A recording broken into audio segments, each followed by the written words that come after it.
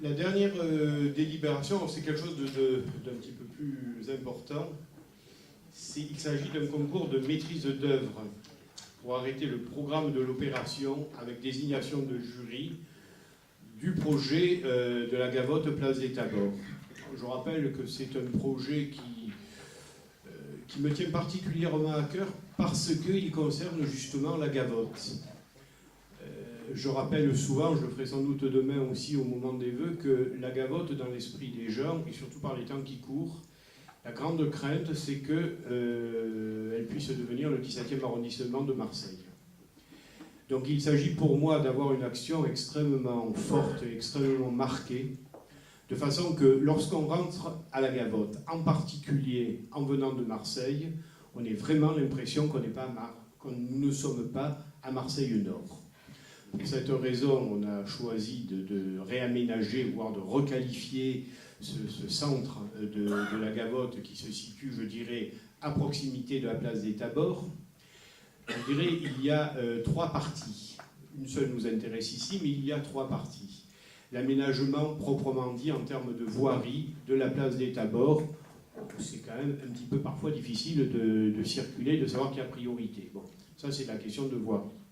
La deuxième partie, c'est le projet Unicil qui est situé du côté de l'impasse Tardy et qui va être un beau projet d'aménagement urbain et de logement dans le cadre de mixité sociale. C'est-à-dire qu'il y aura de l'accession à la propriété, il y aura du logement libre et il y aura des logements sociaux. Pour vous donner un ordre d'idée, ce projet est déjà couvert à 70% en termes d'achat, donc pour le logement libre, par des pénois, ce qui est tout à fait considérable, c'est dire l'intérêt porté à ce projet. La troisième partie, c'est ce qui nous intéresse proprement dit. Alors, nous avons affaire donc à plusieurs unités. Vous avez, enfin, beaucoup savent déjà de quoi je parle, l'ancienne école de la Gavotte, qui est aujourd'hui le centre Victor Hugo, et dont l'orientation serait un concept culturel. Il y aurait une autre partie qui est le groupe scolaire du Saint-Georges maternel et de la Gavotte primaire qui serait rassemblés en un seul et même lieu, ainsi que la crèche qui serait refaite. Vous avouerez que autant le contenu est sympathique, autant le contenant, c'est pas terrible. Donc on aurait un beau projet également de crèche, ainsi qu'un restaurant intergénérationnel qui apporterait finalement la restauration à la fois aux tout petits, aux enfants des écoles maternelles et primaires et à l'espace senior. Et enfin l'espace public qui fera le lien avec tout ça.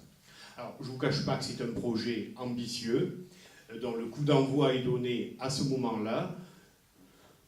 J'ai vraiment à cœur, et apparemment mon appel a été entendu, à ce que tout le monde y participe autour de cette table, aussi bien le groupe majoritaire que l'opposition. C'est vraiment le projet qui, mené à bien, va redonner une couleur complètement différente au sud de la commune, c'est-à-dire à la Gavotte. Donc la liste que nous vous proposons, attendez, il y a eu quelques modifications. Alors, commune de plus de 3500 habitants, comme c'est rappelé, je présiderai donc ce jury. Sinon, membre titulaire, je répète ce qui a été dit après concertation, vous m'arrêtez si vous n'étiez pas d'accord. Je cite les noms, hein, messieurs Bussy, madame Slissa, madame Battini, monsieur Baroni, monsieur Fusone comme membre titulaire. Comme membre suppléant, monsieur Pateau, monsieur Vega, monsieur Amaro, monsieur Vallat et madame Guilbault. Voilà. Des questions, des remarques. Monsieur Sanchez. Oui, c'était pour savoir quel était l'intérêt de verser une prime aux 3 à 5 participants de 46 000 euros.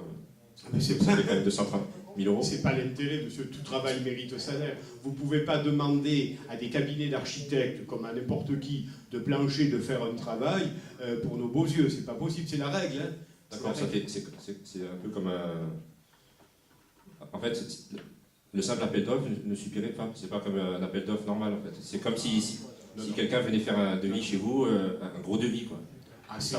Oui, ben voilà, c'est un gros devis. Sauf que ces devis-là, ils ne sont pas gratuits, parce que ça nécessite plusieurs semaines travail. Et puis le travail, bon, c'est quand même, c'est pas le premier jury qu'on fait. Hein. On avait fait celui de la mairie, qui a été le plus gros hein, enfin, mes 3 mandats. Ça a été celui du centre aéré et de l'école de musique. Donc chaque fois qu'il y a de gros projets, il y a effectivement appel à jury. En plus, j'y tiens absolument. Dans ces cas-là, on a besoin, ne serait-ce que pour alimenter notre réflexion, vous allez donc tous y participer, de voir des projets qui souvent, et c'est ça l'intérêt de la part des maîtres d'œuvre, des architectes, des urbanistes, ont des philosophies extrêmement différentes. Sauf que, bien entendu, les gens qui participent à ça travaillent et font travailler leur équipe pendant plusieurs semaines. Tout travail mérite salaire, c'est fixé par voie réglementaire. Dominique me souffle qu'on a eu déjà 43 réponses de groupes d'architectes, sans citer des noms, dont certaines très gros et très connus. Le projet intéresse. Le projet intéresse. J'espère qu'on va faire quelque chose de beau. On va le faire ensemble. Celui-là, vraiment, il me tient à cœur. Au moins autant que celui de la mairie. D'autres questions? Oui. J'ai pas entendu, prenez le micro. Le garage Pinot, dans le projet, il reste là? Alors, c'est une négociation. Oui, c'est une négociation en cours. Dans l'idéal, je dirais non. Pourquoi? Parce que le projet est quand même assez ambitieux et va être extrêmement contraint par rapport à M. Pinon. Je dois le voir, je crois que c'est après-demain. On lui a fait une proposition de déménagement et on est en train de travailler sur les conditions, et en particulier les conditions financières de ce déménagement. Maintenant, bon, s'il s'avérait que cela n'est pas possible, bien entendu, il resterait là. Ce ne serait pas terrible ni pour lui, ni pour le projet lui-même, hein, je le dis franchement. D'autres questions? Bien, bah écoutez, de toute façon, vous aurez le plaisir, parce que ça en sera un, de voir au fur et à mesure l'évolution des choses. Pour ceux qui n'ont jamais participé à ce type de jury, je peux vous dire que c'est absolument passionnant. Passionnant d'être là, de regarder ce qui est proposé, de poser des questions. On est assisté, là on a parlé des membres élus, mais on est assisté de professionnels, hein, membres de l'ordre des architectes, etc. Et il y a eu des fois où, bon, j'ai participé au Conseil général, il y a eu des fois où tout le monde était d'accord tellement quelqu'un avait une longueur d'avance sur le projet. Je crois qu'on peut dire que ça a été le cas de la mairie. Hein. La mairie, ça a été une belle unanimité. Il y a eu des fois où il y a eu plusieurs projets qui étaient au coude à coude. Et là, à un moment donné, il faut bien décider, en choisir un. Bien, merci. Je mets aux voix qui est...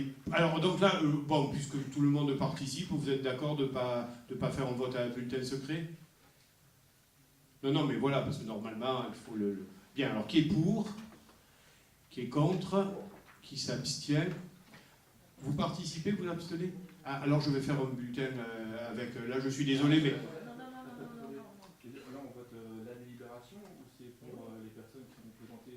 Les deux. La délibération, regardez bien ce qu'est la délibération. Il y a une récapitulation de ce qu'on va faire, et puis il y a bien évidemment le vote des personnes désignées dans le jury. Vous en faites partie. Moi je pensais que vous adhériez au projet. Si vous ne faites que vous abstenir, je ne peux pas me mettre... Non mais de toute façon, même qu'il y ait eu hésitation, même si vous changez d'avis, il n'y a pas de mal, je veux un vote.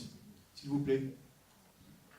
Donc je ne suspends la séance quelques secondes, mais je veux un vote, parce que je ne voudrais pas fragiliser juridiquement par cette délibération. Vous allez y participer, M. Fuson, c'est vous qui en faites partie, mais je préfère qu'il y ait un vote, comme ça il n'y a pas d'histoire. Eh bien, vous éditez les bulletins, ça prend le temps qu'il faut, mais je ne veux pas être emmerdé, excusez-moi la vulgarité, avec un vice de forme, c'est tout.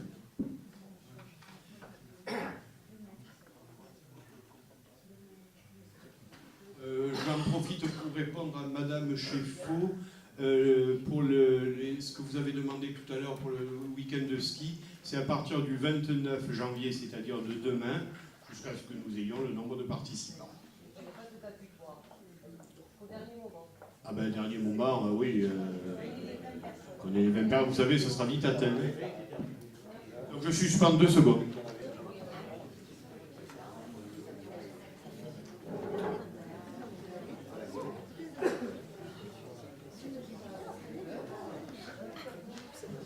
Allez, Pour le dépouillement, Roxane et 2 membres de l'opposition.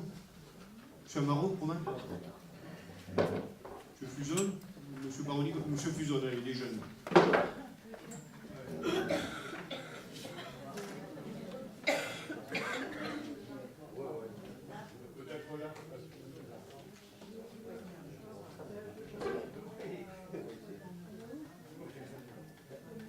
Allez-y, allez-y.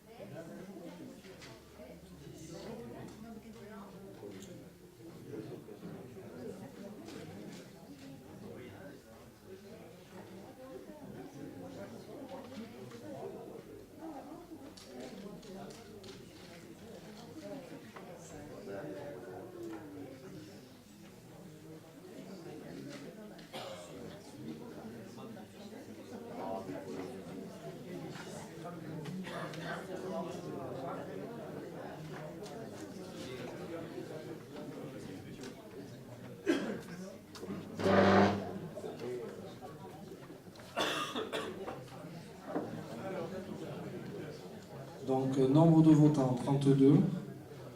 2 blancs, 30 listes complètes.